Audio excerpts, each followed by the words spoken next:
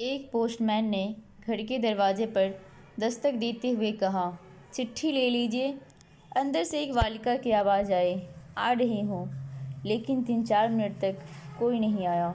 तो पोस्टमैन ने फिर कहा, अरे भाई, मकान में कोई है क्या?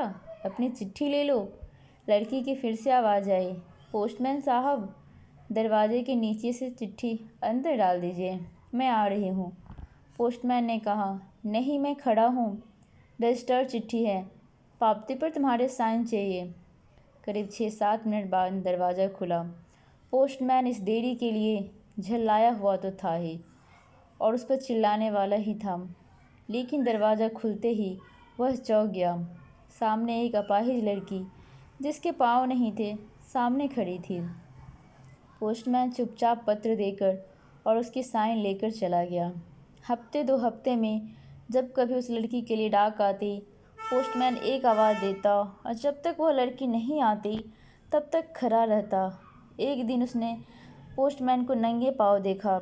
दीपावली नज़दीक आ रही थी। उसने सोचा, पोस्टमैन को क्या इनाम दूँ।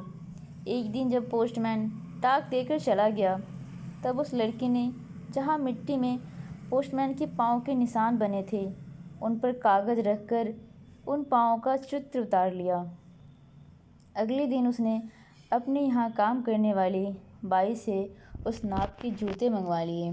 दीपावली आए और उसके अगले दिन पोस्टमैन ने गली के सब लोगों से इनाम मांगा और सोचा कि अब इस बिटिया से क्या इनाम लेना, पर गली में आया हूँ तो उससे मिल ही लूँ।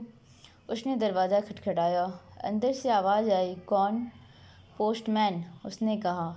लड़की हाथ में एक गिफ्ट पैक लेकर आई और कहा, अंकल, मेरी तरफ से दीपावली पर आपको यह भेंट है। पोस्टमैन ने कहा, तुम तो मेरे लिए बेटी के समान हो, तुमसे मैं गिफ्ट कैसे लूँ? लड़की ने आग्रह किया कि मेरे इस गिफ्ट के लिए मना नहीं करे। ठीक है, कहते हुए पोस्टमैन ने पैकेट ले लिया। लड़की ने कहा, अंकल, इस पैकेट को घर जाकर ही खोलना। घर जाकर जब उसने पैकेट खोला तो विस्मित रह गया, क्योंकि उसमें एक जोड़ी जूते थे। उसकी आंखें भर आई। अगले दिन वह ऑफिस पहुंचा और पोस्टमास्टर से फरियाद की कि उसका तबादला फ़ौरन कर दिया जाए। पोस्टमास्टर ने कारण पूछा तो पोस्टमैन ने जूते टेबल पर रखते हुए सारी कहानी सुनाई और भीगी आंखों और रूंधे हुए गले से कहा, आज के बाद मैं उस गली में नहीं जा सकूंगा।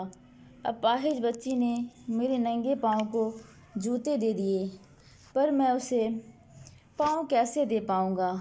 किसी ने सच ही कहा है दोस्तों, दूसरों के लिए मन में जो छवि बनाते हो, शब्दों के जो बांध दूसरों पर चलाते हो, करते हो जैसे दूसरों के साथ व्यवहार, वैसा ही सब खुद के बारे में भी सोचकर देखना एक बार।